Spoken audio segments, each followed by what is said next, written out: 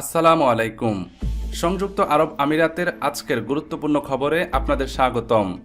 সংযুক্ত আরব আমিরাতের দুবাই আন্তর্জাতিক বিমানবন্দরে ড্রোন হামলার ঘটনায় গত কয়েক ঘন্টায় ব্যাপক চাঞ্চল্যের সৃষ্টি হয়েছে। প্রতিরক্ষা মন্ত্রণালয়ের তথ্য অনুযায়ী ইরান থেকে ধেয়ে আসা একটি ড্রোন আকাশ প্রতিরক্ষা ব্যবস্থার মাধ্যমে বাধা দেওয়া হলেও এর ধ্বংসাবশেষ সরাসরি বিমানবন্দরের পরিকাঠামোয় আছড়ে পড়ে। এতে রানওয়ের নিকটবর্তী এলাকায় বিকট শব্দে বিস্ফোরণ ঘটে এবং ধোঁয়ার কুণ্ডলী দেখা যায়। নিরাপত্তার খাতিরে তাৎক্ষণিকভাবে টার্মিনাল ৩ থেকে যাত্রীদের সরিয়ে নেওয়া হয় এবং বেশ কিছু ফ্লাইট সাময়িকভাবে স্থগিত করা হয়। হামলায় বিমানবন্দরের একটি কনকোর্স আংশিক ক্ষতিগ্রস্ত হয়েছে এবং ৪ জন কর্মী সামান্য আহত হওয়ার খবর পাওয়া গেছে। বর্তমানে পরিস্থিতি নিয়ন্ত্রণে রয়েছে এবং সীমিত পরিসরে পুনরায় ফ্লাইট চলাচল শুরু হয়েছে। কর্তৃপক্ষ গুজব ছড়ানো থেকে বিরত থাকতে এবং যাত্রীদের বিমানবন্দরে আসার আগে ফ্লাইটের সময়সূচি যাচাই করে নিতে অনুরোধ করেছে। এদিকে আবুধাবির দক্ষিণে অবস্থিত আল দাফরা বিমান ঘাঁটিতে ড্রোন হামলা চালিয়েছে ইরান। এই ঘাঁটিতে মার্কিন বিমান বাহিনীর কর্মীরা অবস্থান করেন এবং ইরানের দাবি অনুযায়ী তাদের স্যাটেলাইট যোগাযোগ ও রাডার ব্যবস্থা ক্ষতিগ্রস্ত হয়েছে। তবে আমিরাত বা মার্কিন কর্তৃপক্ষের পক্ষ থেকে এই সুনির্দিষ্ট ক্ষয়ক্ষতির বিষয়ে এখনও কোনো আনুষ্ঠানিক নিশ্চিতকরণ পাওয়া যায়নি।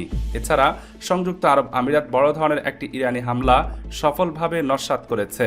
প্রতিরক্ষা মন্ত্রণালয়ের তথ্য মতে গত ২৪ ঘন্টায় আকাশ প্রতিরক্ষা বাহিনী ১২১টি ড্রোনের মধ্যে ১১৯টি এবং ১৬টি ব্যালিস্টিক ক্ষেপণাস্ত্রের মধ্যে ১৫টি মাঝ আকাশেই ধ্বংস করতে সক্ষম হয়েছে।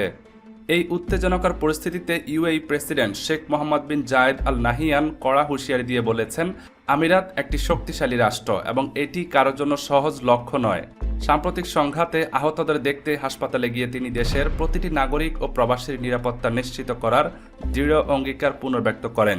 প্রেসিডেন্টের এই সাহসী বক্তব্য বর্তমানে সামাজিক যোগাযোগ মাধ্যমে ব্যাপক প্রশংসা কুড়াচ্ছে এবং সাধারণ মানুষের মনে স্বস্তি ফিরিয়ে এনেছে। এদিকে সংযুক্ত আরব আমিরাতে আগামী ২০ মার্চ শুক্রবার পবিত্র ঈদ উল ফিতর পালিত হতে পারে। জ্যোতির্বিজ্ঞানীদের মতে ১৮ই মার্চ চাঁদ দেখার সম্ভাবনা না হওয়ায় রমজান মাস ৩০ দিন পূর্ণ হওয়ার প্রবল সম্ভাবনা রয়েছে।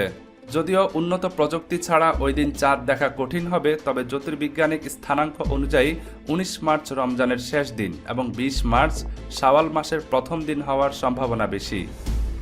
এদিকে নিরাপত্তা নিশ্চিত করার লক্ষ্যে দুবাইয়ের শীর্ষস্থানীয় বেশ কিছু বিনোদন ও পর্যটন কেন্দ্র বন্ধ রাখার ঘোষণা দেওয়া হয়েছে। এর মধ্যে রয়েছে গ্লোবাল ভিলেজ, বিশ্বের বৃহত্তম নাগরদোলা আইন দুবাই এবং দুবাই পার্কস অ্যান্ড রিসোর্টস। কর্তৃপক্ষ সতর্কতামূলক ব্যবস্থা হিসেবে এই সিদ্ধান্ত নিয়েছে এবং পরিস্থিতি পর্যবেক্ষণ করে পরবর্তী নির্দেশনা দেওয়া হবে বলে জানানো হয়েছে।